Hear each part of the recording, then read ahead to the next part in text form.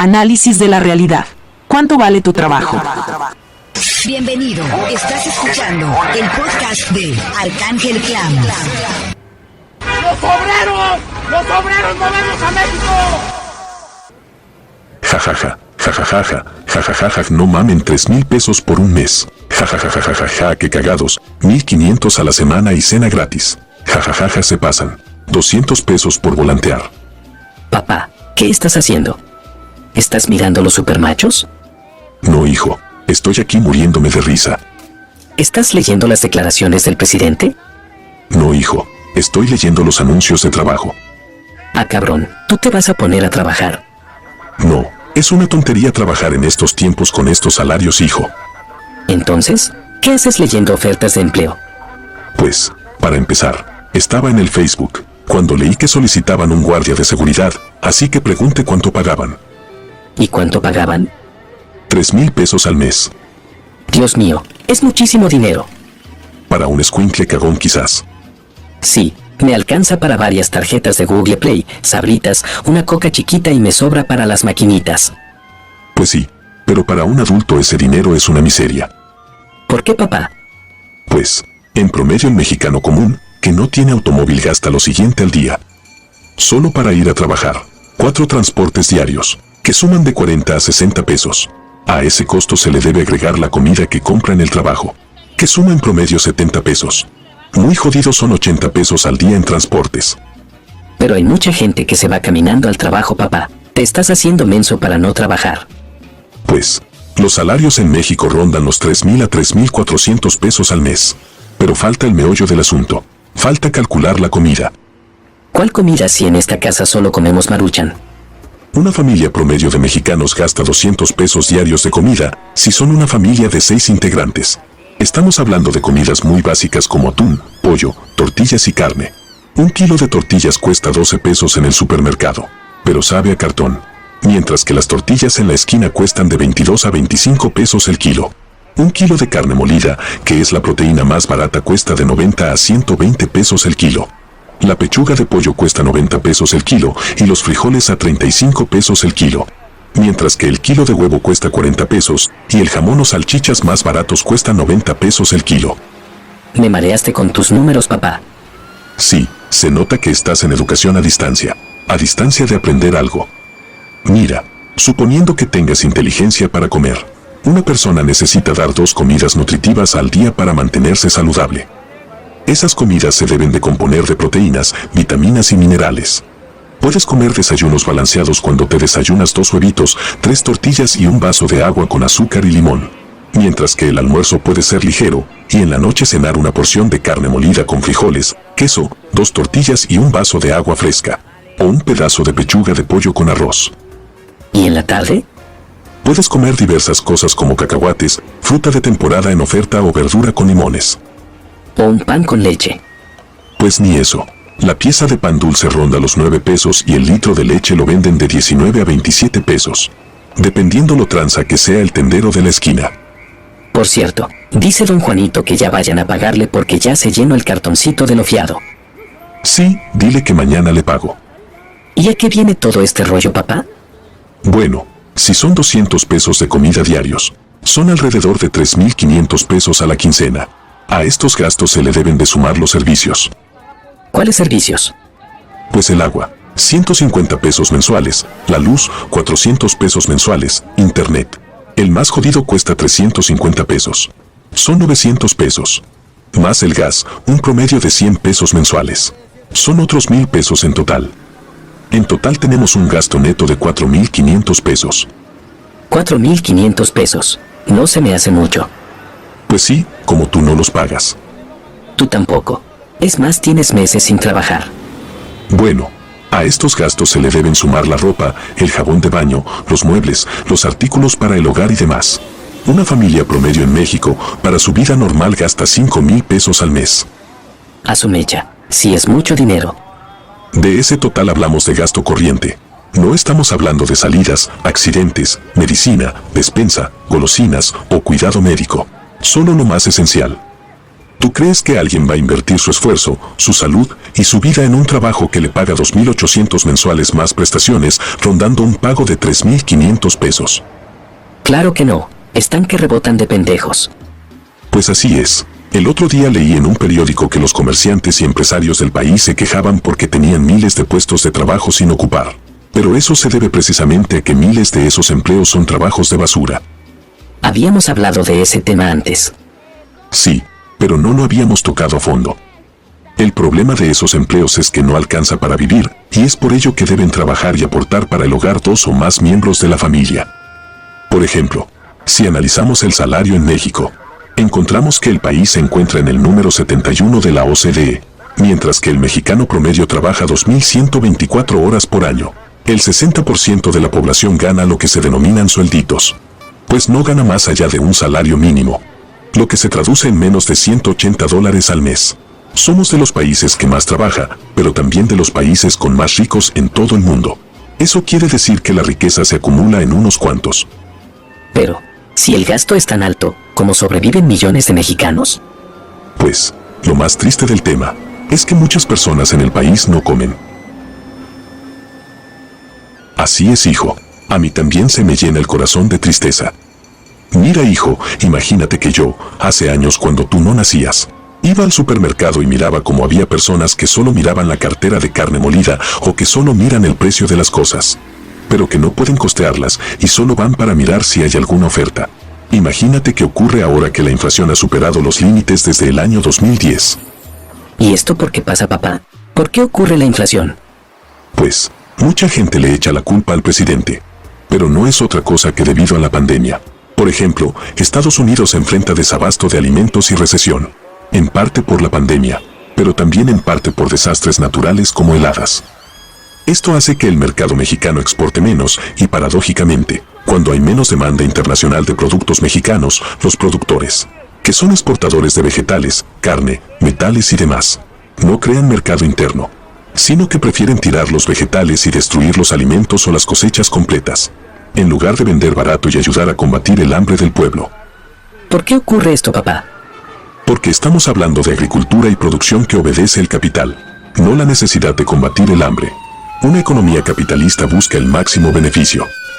Por ejemplo, si es más barato importar frijol, maíz o alimentos de otros países, el productor lo hará, sin que el gobierno lo obligue a consumir nacional. ¿Y esto cómo influye al salario? Pues, que para mantener los precios de oferta y demanda, es necesario mantener el costo de los productos de forma tal que los distribuidores tengan mercado. De otra forma se crea el desabasto y se establece una crisis artificial. ¿Qué es una crisis artificial, papá?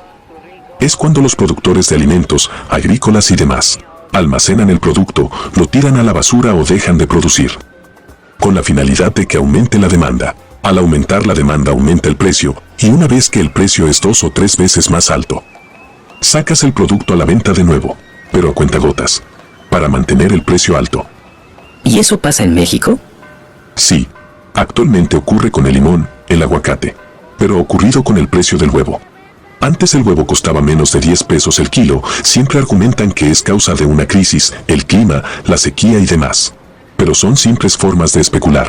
Por ejemplo, actualmente el tomate y cebolla mexicanos no tiene precio, y ronda los 5 pesos el kilo porque no hay mercado. Pero cuando existe mercado ronda los 35 a 50 pesos.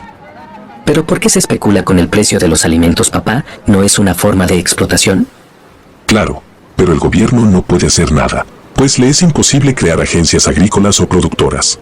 Establece ciertos precios regulados, pero el productor es libre de invertir en esos alimentos o no. Por eso hay desabasto o aumento de precios. El meollo del asunto es que todo mundo dice que las cosas están más caras. Pero, ¿quién determina el precio de la materia prima? ¿Quién determina que los energéticos suban de valor? ¿En qué momento te dicen que algo vale más y por ello se escalan todos los precios? Ese es el verdadero enigma que nadie investiga. Pues, mientras los pobres somos más pobres, los superricos son mucho más millonarios. Pero papá, ¿dónde está el dinero? El dinero se extrae del país y viaja a otros países a formar capitales. Uno de los problemas del tercer mundo es que la explotación de sus recursos naturales, tierra, alimentos, metales y riqueza en general, es extraída por obreros mal pagados. Pero esa industria genera solo salarios de miseria, mientras que los capitales salen del país a cuentas en paraísos fiscales, que solo algunos sean los más ricos del mundo. Si tan solo 10% del capital del hombre más rico del mundo, 28 millones de dólares, se repartiera entre todos los habitantes del mundo, cada persona tendría dinero para comer dignamente durante bastante tiempo. ¿Y por qué la pobreza se perpetúa? Por falta de educación, por falta de inclusión social y por falta de mejores oportunidades, hijo. Una persona que no tiene educación no puede aspirar a mejores oportunidades y tampoco fue preparada para crear, inventar o desarrollar formas de ganar dinero. Añádele a esto el alza de los precios y el alza al costo de la vida. Es en esos momentos cuando los barrios empiezan a morir. Aumenta la drogadicción, las casas se deterioran y la gente comienza a abandonarse o a morir de hambre y de frío. Es por ello que las políticas públicas deben de vigilar el salario y los derechos humanos, pues la economía es la base de una sociedad. Otra forma de empleo son los alimentos y servicios de salud. Las personas siempre necesitarán ser atendidas. Médicos, cocineros, puestos de comida y servicios son buenos empleos. Pero no esperes hacerte rico con ellos. ¿Y qué pasa con el salario mínimo? Pues, el salario mínimo es una forma de esclavitud humana. ¿Cómo? Si yo escuché que acaban de subir los salarios. Pues, calcula tú. El salario en México ronda los 173 pesos, lo que da un total de 2.500 pesos quincenales. Suponiendo que te paguen el séptimo día, entonces son 5,000 pesos al mes. Es mucho dinero. No, pero a los 2.500 le tienes que descontar lo que retiene el patrón de tus cuotas del Seguro Social, Infonavit e impuestos. En total te quedan como 1.700 pesos de salario. Ah, caray, pagamos impuestos por trabajar. Así es. Impuestos sobre la renta, o el derecho de piso que el gobierno cobra. De ahí se mantienen los programas sociales, infraestructura y salarios. Por eso está bien dicho cuando los mexicanos decimos que pagamos impuestos. Los que trabajan pagan renta, y los que no trabajamos pagamos impuestos por consumir dulces, gasolina y todos los artículos que el gobierno considera de lujo. Además, en las empresas crean incentivos para que las personas trabajen más o no falten. Como los bonos de productividad, el bono de asistencia o los ahorros que entregan a final del año. Todo ese dinero es del trabajador, pero los patrones lo emplean de forma abusiva para hacer que los trabajadores no renuncien. Por eso es común que cuando en una empresa entregan los ahorros en diciembre, todo mundo renuncie. ¿Y los ricos pagan impuestos? Casi no. En México los que más pagan impuestos son la clase trabajadora, pues los ricos y clase media compran facturas y crean mecanismos para evadir obligaciones. Por ejemplo, Salinas Pliego es muy sonreído en redes sociales y alabado, pero siempre está diciendo que no pagará los impuestos que debe. ¿Y sobre la esclavitud, papá? Pues, si ganas menos dinero de lo que trabajas y se va en paga comida, servicios y renta, pues no puedes ahorrar. Además, el ahorro en México no deja progresar, pues las tasas de interés del banco son una miseria. Pero si sacas un crédito te anda ensartando hasta 10 veces más de lo que pides prestado. Además, el ahorro es una ilusión, pues con la inflación nacional y global si guardas dinero en enero, para diciembre ya vale mucho menos. Lo ideal es comprar monedas que suban de valor, como los dólares, pero por eso los retiraron del mercado financiero mexicano. Solo los ricos compran dólares y los guardan en cuentas en el extranjero. Por eso el pelo se compra bitcoins e invierte en criptomonedas. Esas son tonterías. Ese tipo de monedas e inversiones son válvulas de escape que le crean a las nuevas generaciones para que piensen que tienen inversiones y ahorros, cuando en realidad ya les quitaron la oportunidad de tener una casa o un patrimonio. Las nuevas generaciones crecen endeudadas, pagando demasiado por rentar y sin posibilidad de comprar una casa propia, menos con los salarios de miseria que pagan en México. ¿Pero a qué se debe que se disparen los precios de las rentas y el costo de una vivienda? Por la gentrificación. ¿Eso con qué se come? La gentrificación es un fenómeno social y económico que consiste en la renovación de los habitantes de una colonia o área geográfica. Cuando se renuevan los habitantes se hace con la finalidad de instalar otros tipos de viviendas, pero el precio se aumenta tanto que es imposible que las personas compren o sean propietarios. Así que solo pueden rentar una vivienda. Si te quedas sin dinero, te echan a la calle. Las viviendas de interés social que entrega el Infonavit, o las vecindades y edificios de inquilinos son las salidas o las respuestas económicas en México. Sin embargo, también están desapareciendo, pues cada vez más propiedades están en manos de unas pocas personas. Además, el aumento de la población hace que cada vez se creen asentamientos humanos más lejos. Esto aumenta el costo de la vivienda y la incapacidad del gobierno de satisfacer la demanda de servicios públicos. Además, una persona no puede darse el lujo de comprar casas o terrenos, pues no solo tiene que pagarlos y realizar trámites y pagar impuestos, sino cuidar su propiedad de invasores, paracaidistas o estafadores. ¿Y entonces para qué sirven los empleos? Pues, en teoría el empleo es un medio de contención de la criminalidad. Se utiliza como política criminal para detener la vagancia, el vicio y fomentar el desarrollo de la sociedad. La idea es que te mantengas ocupado, aun cuando sean 8 horas deteniendo un frasco, chocando el nivel de un líquido o armando arneses. Imagínate tener un obrero que nada más pasea una escoba, que está contenido por 8 horas, pero que en esas 8 horas no comete delitos o está encerrado en una empresa. Además de que sale cansado para evitar que cometa delitos o piense en hacer daños. Esa es la idea del empleo como política criminal. ¿Y a la sociedad en general? Pues, si te fijas, es más común que los que tienen dinero se vayan a vivir a una privada. Esto ocurre porque cuando no puede existir seguridad pública de calidad o los sistemas de justicia son deficientes, las autoridades abandonan colonias problemáticas donde hay altos índices de pobreza, drogadicción y robos, así como personas problemáticas con total falta de empatía con sus vecinos.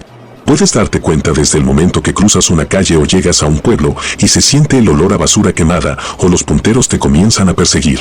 Por eso se dice que hay colonias con más seguridad pública que otras, pues los vecinos exigen más seguridad.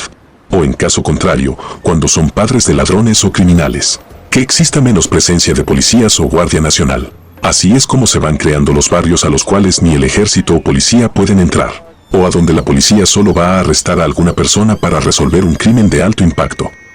¿Y el gobierno cómo interviene? Pues, el gobierno le entrega beneficios fiscales, exenciones de impuestos y facilidades a los empresarios extranjeros que traen empleos mal pagados. En ese sentido hay una relación de esclavitud.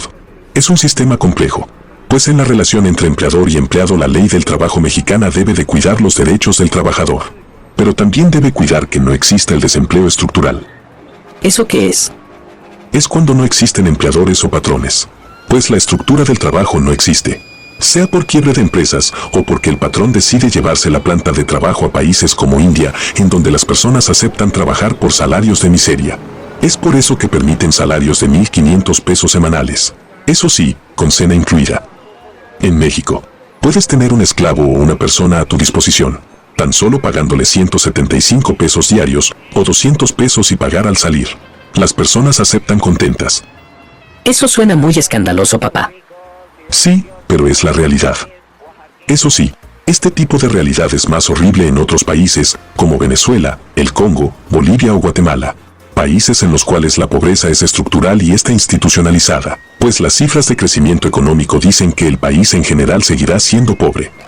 ¿Y como joven esto cómo me afecta? Uno de los factores que deberían preocupar a las nuevas generaciones, incluidos tú, tus amigos y los niños y jóvenes en general, es que nadie está atendiendo el desabasto de educación pública de calidad. Al contrario, cada vez es menor la formación que reciben en las aulas o en línea. Eso afecta las capacidades y competencias básicas que tienen para desenvolverse en la vida. Se les quitó el civismo y la orientación educativa, pero se les introdujo inglés y computación, para que puedan ser mejores obreros. Así, mientras el hijo de una persona con dinero estudia 10 horas y aprende de 1 a 3 idiomas, ustedes solamente se la pasan jugando Free Fire y en Facebook viendo memes. ¿Qué preparación para competir contra ellos tienen? ¿Qué habilidades sociales e influencias tendrán cuando salgan al mundo laboral? Ninguna. Es por ello que pareciera que la sociedad está retrocediendo, mientras que las clases sociales más privilegiadas tienen más preparación para poder dominarlos y dirigirlos. Por ejemplo, tomemos el caso de dos vecinas. Una de ellas le presume a la otra que en su escuela pública recibe inglés y computación, mientras que la otra va en educación privada. Pero a los 18 años, la primera ya tiene un hijo y abandonó los estudios, mientras que la otra estudia medicina. La diferencia radica en el tipo de educación y los valores que le inculcan a una y otra. Hijo, el empleo o trabajo no solo es una forma de ganar dinero, sino es la forma en la que se evita que la sociedad se degrade. ¿Cómo es eso, papá? Pues, las sociedades que no tienen empleo y que no tienen educación vocacional suelen tener más niveles de delincuencia, personas desocupadas que suelen consumir drogas y roban para mantener el vicio. Cuando este sucede comienza la degradación del tejido social y es cuando comienzan a aparecer los barrios violentos o las villas de crack. El trabajo para el hombre es vital, pues así se mantiene productivo. ¿Puedes probar eso? Sí, cuando se desataron las primeras cuarentenas y todo mundo fue encerrado. Muchas empresas quebraron. Eso disparó el índice de drogadicción en todo el mundo. Existiendo casos en los que muchas personas en Estados Unidos iban a morir a hoteles, pues les quitaron el departamento en donde vivían. En México, por su parte, esto no se resintió de esta forma, pero aún así cada vez se consumen más las drogas. El mayor problema es que se crean drogas muy baratas, pero que acaban con la salud mental y física de las personas, postrándolas a seguir en donde mismo por años, hasta que mueren de sobredosis. ¿Y entonces por qué es malo trabajar tanto? No entiendo. Cuando era joven y tenía la mentalidad de obrero, era feliz porque descansaría el domingo y me levantaría tarde. Pensaba que trabajaría en la misma empresa por 40 años y luego me iba a jubilar. En ese tiempo ganaba 200 pesos al día y pensaba que era mucho dinero, pues ganábamos por destajo. Además miraba como un viejo andaba en la empresa limpiando, pues ya no podía cargar.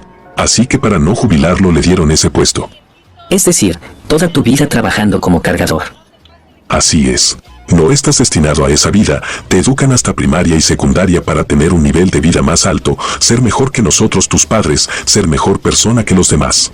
Imagínate trabajar 12 horas diarias sin posibilidad de leer, estudiar o aprender nuevas cosas. Cuando era obrero, trabajaba de 6 de la mañana a 3 de la tarde, pues debes levantarte temprano con el frío inclemente a desayunar, alistar tu ropa y cambiarte o bañarte. A su vez, debes esperar el transporte y debe ser con 1 hora de anticipación para llegar temprano.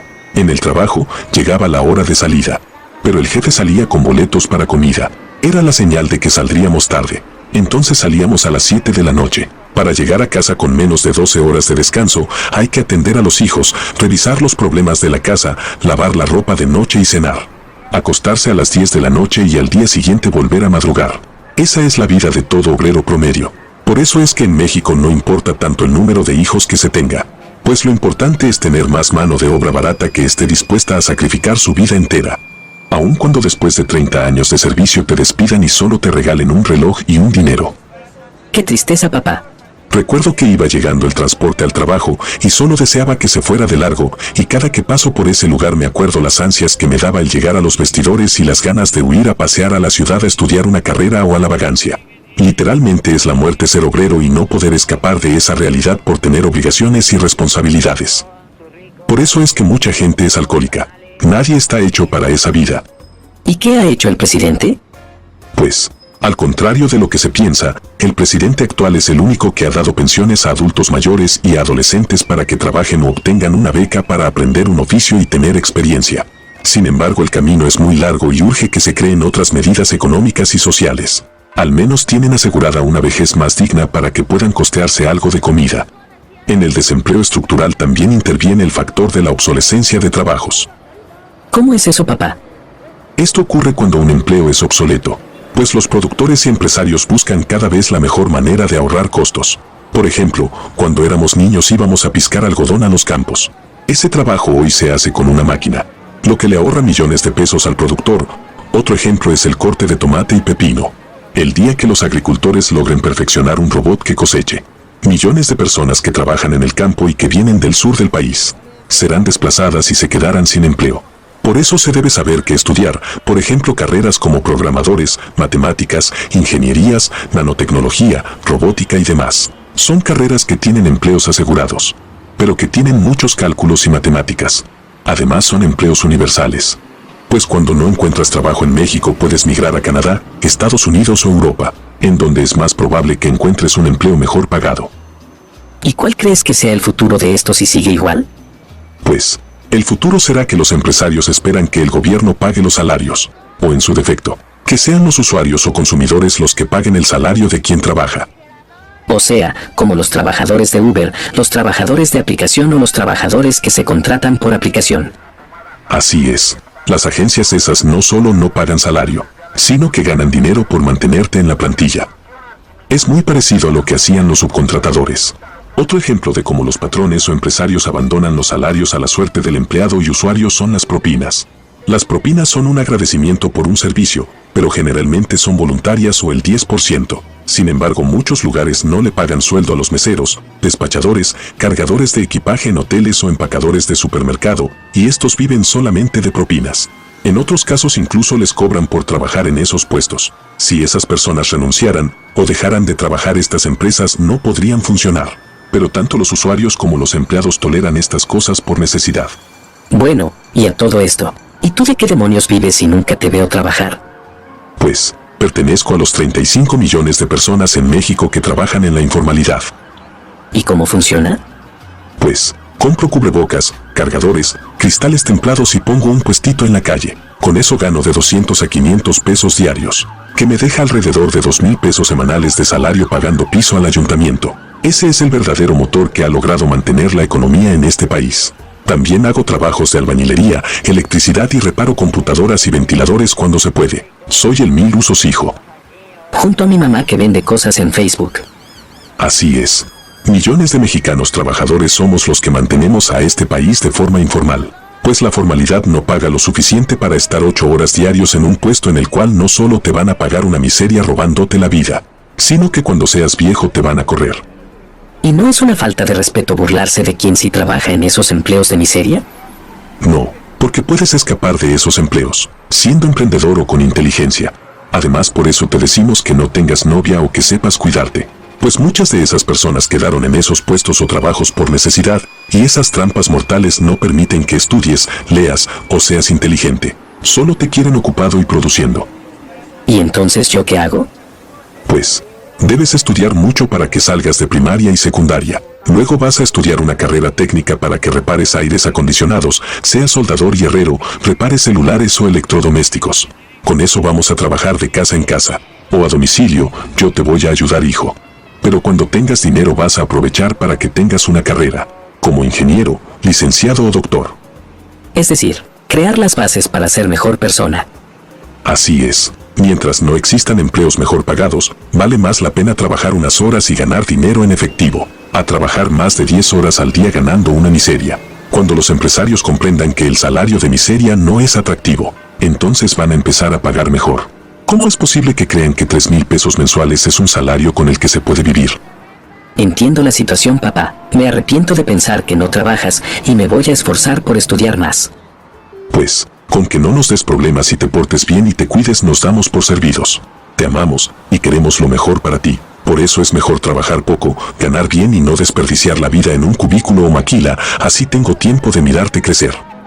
Como último consejo, debo decirte que te queremos mucho, pero el que más debe de quererse en esta vida es tú mismo. Aléjate de las drogas y de los problemas y siempre trata de ser mejor cada día. Termina lo que comienzas y sé constante. Es la única forma de salir adelante en esta vida. Gracias, papá. Bueno, vayámonos a vender. Que solo los emprendedores vamos a sacar adelante este país. Hasta pronto.